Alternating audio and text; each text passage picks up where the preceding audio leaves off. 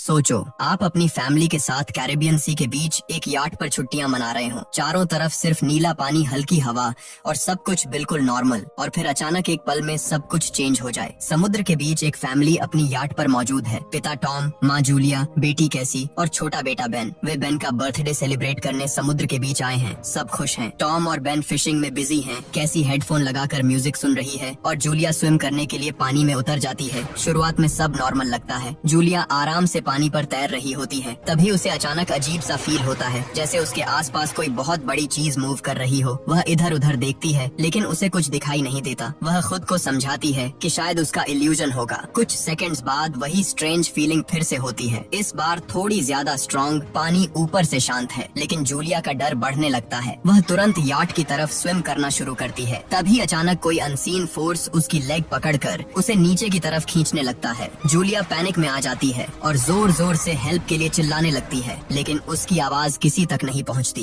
कैसी हेडफोन लगाए sunlight enjoy कर रही होती है। टॉम और बेन फिशिंग में इतने बिजी हैं कि उन्हें अंदाजा भी नहीं कि जूलिया कब पानी में उतरी। जूलिया पानी के ऊपर टिके रहने की कोशिश करती है, लेकिन उसके मुंह में पानी भरने लगता है और आवाज निकालना मुश्किल हो जाता है। कुछ ही सेकंड्स में वह याट से काफी दूर हो जाती है। उसे साफ फील होता है कि समुद्र का पानी अजीब तरीके से पीछे की तरफ जा रहा है, जैसे नीचे कुछ मैसिव मूवमेंट हो रहा हो। याट पर रखे इक्विपमेंट भी हल्का हल्का डायरेक्शन चेंज करने लगते हैं। धीरे धीरे जूलिया उनसे और दूर होती जा रही होती है। तभी लकी मोमेंट में टॉम को उसकी हल्की सी आवाज सुनाई देती है। वह तुरंत मुड़कर देखता है और जूलिया को स्ट्रगल करते हुए पहचान लेता है। बिना टाइम वेस्ट किए वह बच्चों को बुलाता है, याट को उसकी डायरेक्शन में ले जाने को कहता है और खुद पानी में जंप कर जाता है। टॉम तेजी से जूलिया तक पहुँचता है, उसे संभालता है और दोनों मिलकर याट की ओर स्विम करते हैं। दूसरी तरफ बेन इंजन स्टार्ट करके याट को पास लाता है। जैसे ही वे करीब पहुंचते हैं, बेन और कैसी मिलकर दोनों को ऊपर खींच लेते हैं।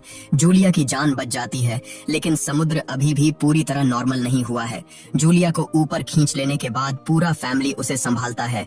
वह अभी भी शॉक में है, लेकिन खुद को कन्विंस करती है कि शायद ये सब सिर्फ स्ट्रॉन्ग वेव्स की वजह से हुआ होगा। टॉम साफ वार्निंग दे देता है कि अब कोई भी बिना इन्फॉर्म किए स्विम नहीं करेगा। कैसी गिल्टी फील करती है क्योंकि उसने हेडफोन्स पहन रखे थे। सब एग्री कर लेते हैं और माहौल थोड़ा नॉर्मल करने के लिए रात को बेन का बर्थडे सेलिब्रेट करने की तैयारी शुरू हो जाती है। रात में केक कटता है, थोड़ी हंसी लौटती है, लेकिन समुद्र की बेचैनी अब भी महसूस हो रही होती है। तभी कैसी को उसके बॉयफ्रेंड का वीडियो कॉल आता है। वह लैपटॉप लेकर याट के बाहर चली जाती है। स्क्रीन पर शहर के ऊपर काले बादल दिखाई देते हैं और उसका बॉयफ्रेंड वार्निंग देता है कि न्यूज में कुछ बहुत अनयूजुअल होने की बात चल रही है।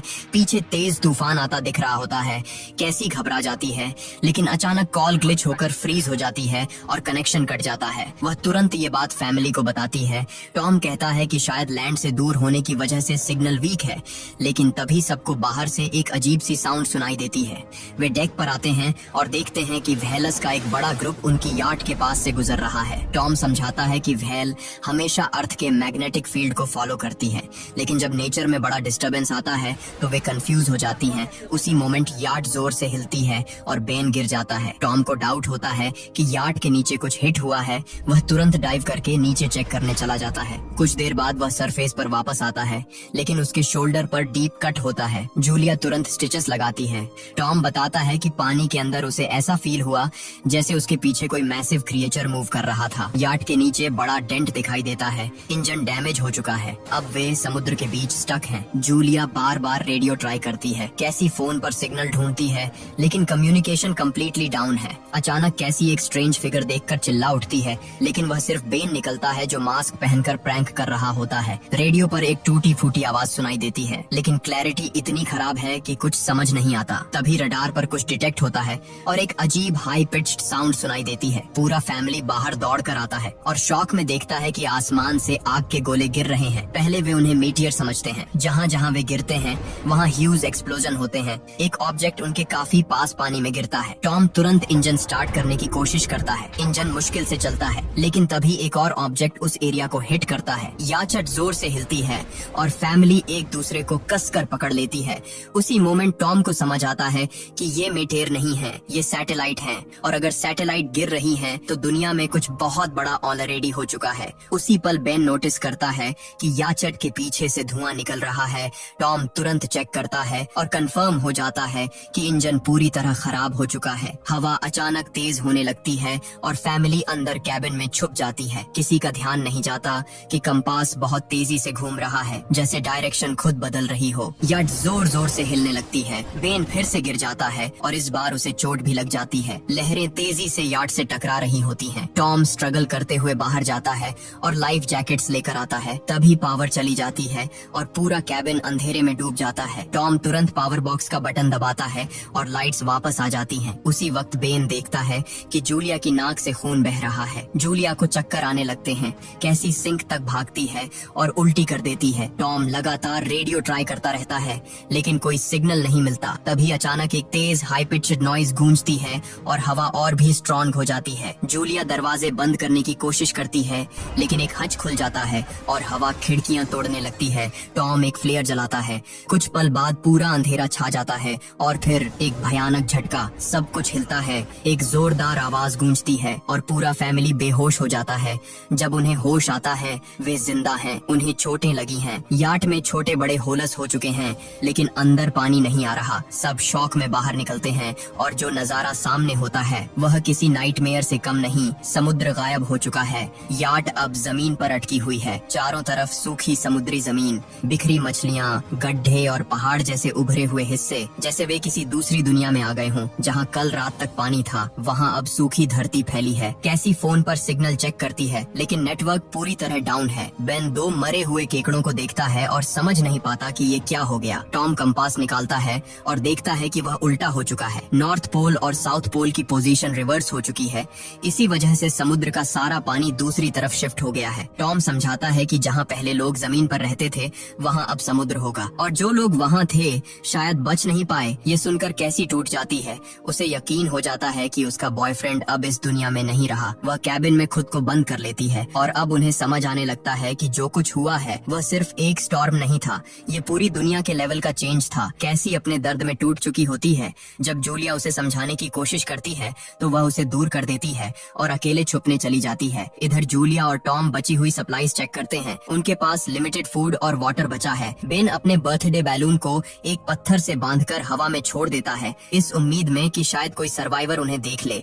टॉम एक बार फिर रेडियो ट्राई करता है। इस बार अनएक्सपेक्टेड तरीके से सिग्नल कनेक्ट हो जाता है। दूसरी तरफ एक आदमी की आवाज सुनाई देती है। उसका नाम नाव है और वह एक सबमरीन का कैप्टन है। उसकी सबमरीन भी सूखी जमीन पर अटकी हुई है। वह कंफर्म करता है कि अर्थ के मैग्नेटिक पोल रिवर्स हो गए हैं। इसी वजह से ओशन पीछे हट गया है और जमीन डूब गई है। वह बताता है कि कम्युनिकेशन सिस्टम्स पूरी तरह डाउन हैं और उसने अभी तक कोई और सर्वाइवर्स नहीं देखे। सबसे डराने वाली बात वह यह बताता है कि पोल्स दोबारा रिवर्स होंगे और लगभग एक हफ्ते में समुद्र अपनी जगह वापस आ जाएगा। लेकिन जब पानी लौटेगा तो उसकी लहरें बेहद खतरनाक होंगी। कैप्टन वार्न करता है कि जितनी जल्दी हो सके ऊंची जगह पर पहुंचो क्योंकि लो ग्राउंड पर कोई नहीं बचेगा। वह बताता है कि क्रैश में उसका पार्टनर मारा गया और सबमरीन में सिर्फ 3 लोगों की जगह है। यह सुनकर टॉम और जूलिया अपने बच्चों के लिए रिक्वेस्ट करते हैं। वे कैप्टन से कहते हैं कि किसी तरह उनके बच्चों को बचा ले। कैप्टन कोऑर्डिनेट्स देता है। टॉम कैलकुलेशन करता है कि वहाँ तक पहुँचने में लगभग 2 से 3 दिन लगेंगे। वह फैमिली से कहता है कि आज रात रेस्ट करो, सुबह निकलना होगा। अगली सुबह फैमिली अपना सामान पैक कर रही होती है। तभी टॉम को पास में कुछ मूवमेंट दिखाई देता है। एक लंगड़ा आदमी हाथ में हार्पून लिए, साथ में एक कुत्ता जो लगातार भौंक रहा है। टॉम उसे घायल समझकर हेल्प करने आगे बढ़ता है। वह पानी की बोतल देता है। वह आदमी अजीब लैंग्वेज में कुछ बोलता है जो टॉम समझ नहीं पाता, लेकिन जैसे ही वह पानी पीता है अचानक बॉटल से टॉम के सिर पर वार करता है और चेहरे पर जोरदार किक मार देता है। कुछ ही पल में सिचुएशन बदल जाती है।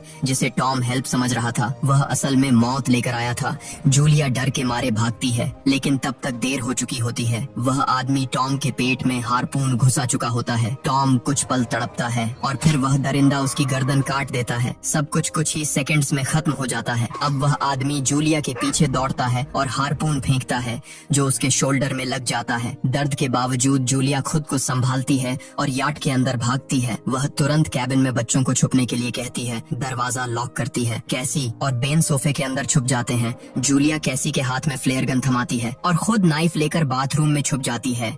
दरवाजे पर जोरदार धक्के पड़ते हैं। कुछ ही पल में वह आदमी अंदर घुस आता है। पहले वह खाना देखता है और भूखे जानवर की तरह खाने पर टूट पड़ता है। फिर पूरे याट में सर्च शुरू करता है। आखिर वह बाथरूम की तरफ बढ़ता है लेकिन जूलिया एक छोटे होल से बाहर निकल चुकी होती है।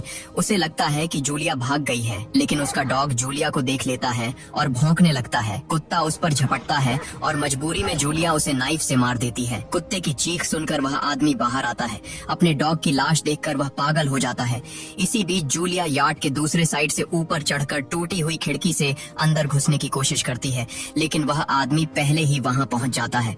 वह उसे पकड़कर जोर से पंच मारता है। जूलिया नीचे गिर जाती है। वह फर्नीचर पकड़कर खुद को बचाने की कोशिश करती है, लेकिन वह उसे लात मारकर दूर फेंक देता है। वह उसकी कलाई पर पैर रखता है ताकि नाइफ छूट जाए। उसके बाल पकड़कर चेहरा जमीन पर दे मारता है और सोफे पर फेंककर गला दबाने लगता है। कैबिन में छुपे बच्चे ये सब देख रहे होते हैं। तभी कैसी हिम्मत जुटाती है और फ्लेयर गन चला देती है। फ्लेयर सीधा उस आदमी को लगता है। वह आग पकड़ लेता है और यार्ड में भी आग फैलने लगती है। बच्चों को मौका मिल जाता है। वे बाहर भागते हैं। जूलिया वापस आती है, उसे एक किक मारकर गिराती है, मैप और बैग उठाती है और बच्चों के साथ भाग जाती है। बाहर पहुंचकर बेन और कैसी अपने पिता की डेड बॉडी के पास गिर पड़ते हैं। तीनों रोते हैं। टॉम को आखिरी बार गले लगाते हैं, लेकिन खतरा अभी खत्म नहीं हुआ। वह जलता हुआ आदमी फिर यार्ड से बाहर निकल आता है। फैमिली दोबारा भागती है। कुछ ही पल बाद जलती हुई यार्ड एक बड़े ब्लास्ट के साथ उड़ जाती है। थोड़ी दूर जाकर वे एक छोटी सी जगह पर रुकते हैं। बेन खुद को ब्लेम करता है कि शायद बैलून की वजह से वह आदमी उनके पास आया। जूलिया उसे समझाती है कि इसमें उसकी कोई गलती नहीं, लेकिन तभी वह देखती है कि वह किलर अभी भी उनका पीछा कर रहा है। तीनों फिर भागते हैं। रास्ते में एक सूखे तालाब के पास बेन एक मरी हुई हैमरहेड शार्क देखकर रुक जाता है। चारों तरफ मरे हुए सी एनिमल्स और समुद्र के नीचे जमा प्लास्टिक फैला है। यह दुनिया अब पहचान में नहीं आती। भागते भागते वे जहरीले पानी वाले एरिया तक पहुंच जाते हैं। उन्हें वहीं से गुजरना पड़ता है। जहरीली जमीन पार करते करते उनकी हालत खराब हो जाती है। जूलिया नोटिस करती है कि बेन डिहाइड्रेशन के करीब है। जब वह पानी की बोतल चेक करती है तो शॉक होता है। पानी लगभग खत्म है। कैसी रियलाइज करती है कि शायद उसने बोतल ठीक से बंद नहीं की थी। जूलिया गुस्से में चिल्लाती है। कैसी टूट चुकी है और कहती है कि शायद वे बचेंगे ही नहीं। दोनों के बीच बहस होती है, लेकिन चलना रुकता नहीं। आगे उन्हें एक क्रैशड प्लेन दिखाई देता है। पहले वे डर जाते हैं, लेकिन अंदर सिर्फ कुछ बर्ड्स होते हैं। वे डिसाइड करते हैं कि रात प्लेन के अंदर बिताएंगे। थोड़ा स्नैक्स शेयर करते हैं। जूलिया को टॉम की जैकेट में एक फैमिली फोटो मिलती है। उसे देखते ही उसका दिल टूट जाता है। कैसी धीरे से पूछती है कि उनके मॉम डैड की लव स्टोरी कैसे शुरू हुई थी। जूलिया हल्की सी मुस्कान के साथ बताती है कि टॉम कभी उसका पेशेंट था और एक दिन फूल और एक छोटी सी पोएम के साथ उसने अपने प्यार का इजहार किया था। प्लेन के अंदर अंधेरे में बैठे हुए तीनों को एहसास होता है कि उनकी पुरानी दुनिया खत्म हो चुकी है और असली सर्वाइवल अब शुरू हुआ है। रात गहरी हो चुकी होती है। कैसी प्लेन से बाहर जाती है, शायद फ्रेश एयर लेने, लेकिन अंधेरे में वही डरावना आदमी फिर सामने आ जाता है। वह पीछे से उसे पकड़ने की कोशिश करता है। उसी पल जूलिया पीछे से टूट पड़ती है। इस बार उसके चेहरे पर डर नहीं, गुस्सा होता है। वह बार बार नाइफ से वार करती है। तब तक करती है जब तक वह आदमी हिलना बंद नहीं कर देता। कैसी कांप रही होती है। वह अपनी माँ को गले लगाकर शांत करती है। लगता है खतरा खत्म हो गया, लेकिन सुबह जो वे देखते हैं वह और भी डरावना है। उस आदमी की लाश पर कीड़े रेंग रहे होते हैं। उसके शरीर पर गहरे काटने के निशान होते हैं, जैसे किसी ने उसे अंदर से खा लिया हो। और जैसे ही वे आगे बढ़ते हैं, उसके मुंह से छोटे छोटे क्रब्स बाहर निकल आते हैं। अब साफ है, इस इलाके में सिर्फ इंसान ही खतरनाक नहीं है। कुछ घंटों बाद जूलिया और कैसी मैप देख रही होती है। बेन धीरे धीरे आगे बढ़ जाता है। वह एक तालाब देखता है और बिना सोचे पानी पीने झुक जाता है। जूलिया चिल्लाती है और दौड़कर उसे खींच लेती है। वह समझाती है कि अननोन पानी पॉइजन हो सकता है। धूप तेज होती जाती है। वे सिर कपड़ों से ढक लेते हैं। बेन की हालत बिगड़ने लगती है। उसे चक्कर आते हैं। उन्हें कुछ पुरानी कुर्सियां मिलती हैं और जूलिया टेम्परेरी शेल्टर बना लेती है। वह बेन को इंजेक्शन देती है और तय करती है कि रात वहीं रुकेंगे। सुबह जूलिया को अजीब सी आवाज सुनाई देती है। बाहर झांकती है तो दूर से क्रब्स का एक विशाल झुंड उनकी तरफ बढ़ रहा होता है। वह तुरंत बच्चों को उठाती है और तीनों भागने लगते हैं। भागते भागते उन्हें एक बड़ा कार्गो शिप दिखाई देता है। वहाँ 3 क्रू मेंबर्स जिंदा होते हैं। एक महिला मदद करना चाहती है, लेकिन बाकी 2 आदमी मना कर देते हैं। वे कंटेनर बंद कर लेते हैं और फैमिली को बाहर छोड़ देते हैं। क्रैब्स करीब पहुँच चुके हैं। जूलिया बच्चों को कंटेनर के ऊपर चढ़ाती है। जब वह खुद चढ़ने लगती है तो एक क्रैब उसके पैर में जोर से काट लेता है। बच्चे उसे खींचकर ऊपर ले जाते हैं। कंटेनर के अंदर से गोलियों की आवाज आती है। क्रू मेंबर्स फायरिंग करते हैं, लेकिन क्रैब्स की तादाद बहुत ज्यादा होती है। कुछ ही पलों में वे उन पर हावी हो जाते हैं। जूलिया स्कार्फ से अपना घाव बांधती है और बेहोश हो जाती है। जब होश आता है, चारों तरफ सैंडस्टॉर्म चल रहा होता है। कुछ पल के लिए उसे बच्चे दिखाई नहीं देते। वह पैनिक में एक मरी हुई औरत का वेपन उठाती है और चिल्लाती है। तभी अभी कैसी लौटती है। वह बताती है कि वे हेल्प ढूंढने गए थे। बेन एक खुला कंटेनर ढूंढ लेता है जहां वे तूफान खत्म होने तक छुप सकते हैं। जूलिया टॉम का लाइटर निकालती है और अपने जख्म को जलाकर बंद करती है। दर्द असहनीय होता है लेकिन वह आवाज नहीं करती। तूफान के बाद उन्हें एक और कंटेनर मिलता है। उसके अंदर पानी की बॉटल्स, एक रेडियो और एक गन मिलती है। अब उनके पास सर्वाइवल का थोड़ा चांस है लेकिन उन्हें जल्दी करना होगा क्योंकि जो खतरा जमीन पर रेंग रहा है वह अभी खत्म नहीं हुआ। जूलिया रेडियो के जरिए फिर से कैप्टन नाव से कांटेक्ट करती है और बताती है कि उनका मैप खो चुका है। नाव बताता है कि उन पर आर्ट्रोपोड्स ने हमला किया था। ये वही सी क्रिएचर्स हैं जो ऑक्सीजन के संपर्क में आकर म्यूटेट हो चुके हैं और पूरी तरह एग्रेसिव बन चुके हैं। वह वार्निंग देता है कि उसके इंस्ट्रूमेंट्स के हिसाब से समुद्र उम्मीद से ज्यादा जल्दी वापस आने वाला है। उनके पास सिर्फ कुछ घंटे बचे हैं। डायरेक्शन बताने के लिए नाव फ्लेयर शूट करता है। दूर आसमान में चमकता हुआ फ्लेयर उनका आखिरी रास्ता बन जाता है। फैमिली उसी दिशा में चलना शुरू करती है। लंबी वॉक के बाद उन्हें दूर सबमरीन दिखाई देती है लेकिन वहां पहुंचने के लिए एक खतरनाक रॉकी पाथ पार करना जरूरी है। जैसे ही वे चट्टानों के बीच से गुजरते हैं जमीन कांपने लगती है, पत्थर गिरने लगते हैं और एक भयानक रॉक स्लाइड शुरू हो जाता है। जूलिया तुरंत बच्चों को साइड में धक्का देती है लेकिन एक विशाल पत्थर उनके बीच आ गिरता है और एक पत्थर की दीवार उन्हें अलग कर देती है। जूलिया बच्चों से कहती है कि वे उसके बिना आगे बढ़ें। कैसी मना करती है, बहस होती है लेकिन समय कम है। आखिरकार जूलिया उन्हें कसम देकर आगे भेजती है। कैसी मजबूरी में बेन को लेकर सबमरीन की तरफ भागती है। वहां पहुंचकर वे देखते हैं कि कैप्टन नाव बाहर खून से लथपथ पड़ा है। वह कमजोर आवाज में बताता है कि उसके बचने के चांसेस नहीं हैं। सबमरीन में सिर्फ 3 लोगों की जगह है। वह बच्चों से कहता है कि वे तुरंत अंदर जाएं। कैसी को गिल्ट होता है। वह अपनी माँ को छोड़कर अंदर नहीं जाना चाहती। वह वापस दौड़ती है। इधर जूलिया देखती है कि क्रब्स का विशाल झुंड उसकी तरफ बढ़ रहा है। वह गन उठाकर फायरिंग शुरू करती है। कई क्रब्स गिरते हैं लेकिन उनकी तादाद बहुत ज्यादा है। उसी वक्त ऊपर से कैसी हाथ बढ़ाती है। जूलिया अपने घायल पैर के बावजूद चढ़ने लगती है। कैसी उसे खींचकर ऊपर ले आती है। तीनों सबमरीन की तरफ दौड़ते हैं। बेन ऊपर खड़ा होकर फायरिंग करता है ताकि क्रैब्स पास न आ सकें। जैसे ही फैमिली अंदर पहुंचती है जूलिया आखिरी बुलेट्स तक फायरिंग करती है। जब एमो खत्म हो जाती है वह गन फेंक देती है और हैच बंद कर देती है। बाहर क्रब्स सबमरीन के बॉडी पर चढ़कर उसे काटने लगते हैं और तभी धरती कांपती है। समुद्र वापस लौट रहा है। दूर से एक सैकड़ों मीटर ऊंची लहर उनकी तरफ बढ़ती है। तीनों सीट बेल्ट बांधते हैं, एक दूसरे का हाथ पकड़ते हैं। लहर सबमरीन से टकराती है। सब कुछ हिल जाता है। तेज हाई पिचड आवाज गूंजती है और फैमिली बेहोश हो जाती है। कुछ देर बाद जूलिया की आंख खुलती है। कैसी और बेन भी होश में आते हैं। वे जिंदा हैं। वे हैच खोलते हैं और बाहर जो दिखता है वह किसी एपोक्लिप्स से कम नहीं। लहर सबमरीन को बहाकर एक तबाह शहर में ले आई है। टूटी इमारतें, खामोश सड़कें, इंसानों का कोई निशान नहीं लेकिन वे तीनों जिंदा हैं और जब तक सांस है उम्मीद भी है। यहीं पर कहानी खत्म होती है। अगर वीडियो पसंद आई हो तो चैनल को सब्सक्राइब करना और बेल आइकन जरूर दबाना। मिलते हैं अगली कहानी में।